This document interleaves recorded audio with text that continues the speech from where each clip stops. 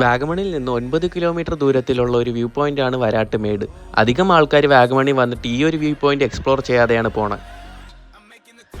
രാവിലെ 7 മണി അടുപ്പിച്ചായപ്പോൾ തന്നെ വാഗമൺ ടൗണിലെത്തി. അവിടുന്ന് ചായയും ബ്രേക്ക്ഫാസ്റ്റൊക്കെ കഴിച്ചിട്ട് തിരിച്ച് വാഗമൺ ടൗണിലുള്ള എൻട്രി ജംഗ്ഷനിലെത്തി. അവിടെ നിന്ന് ഒരുപാട് ജീപ്പ് ഉണ്ടായിരുന്നു. അവിടെ നിന്ന് ജീപ്പ് സഫാരിയുടെ റേറ്റ് ചോദിച്ചപ്പോൾ യൂഷ്വലി അവർ കൊണ്ടുപോകുന്ന 5 വ്യൂ സ്പോട്ട് കാണാനായിട്ട് 2000 രൂപയാണ് ചോദിച്ചത്. വരാട്ടുമേടെന്ന് ഒറ്റൊരു സ്പോട്ട് കാണാനായിട്ട് ചോദിക്കുന്നത് 2000 രൂപയാണ്. വരാട്ടുമേട് പോകുന്ന റൂട്ട് ഓഫ് റോഡാണ്. അതുകൊണ്ട് ജീപ്പ് സഫാരി എടുത്ത് തന്നെയാണ് പോയത്.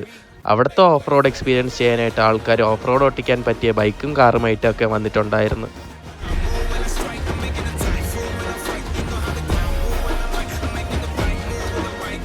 ഒരു പോയിന്റ് വരെ മാത്രമാണ് ജീപ്പ് സഫാരി കൊണ്ട് എത്തിച്ചത്. അത് കഴിഞ്ഞ് ഞങ്ങളായിട്ട് ഇറങ്ങിയാണ് ഈ വ്യൂ പോയിന്റ് ഫുൾ എക്സ്പ്ലോർ ചെയ്തത്.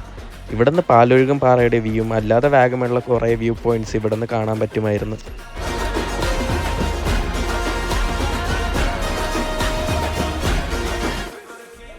വരാട്ടുമേട് എന്ന വ്യൂ പോയിന്റ് ഫുൾ എക്സ്പ്ലോർ ചെയ്തിട്ട് അവിടെ നിന്ന് ഫോട്ടോസും വീഡിയോസും ഒക്കെ ഞങ്ങൾ എടുത്തിട്ട് ഒരു 2 hours സ്പെൻഡ് ചെയ്തിട്ടാണ് അവിടെ നിന്ന് ഇറങ്ങിയത്.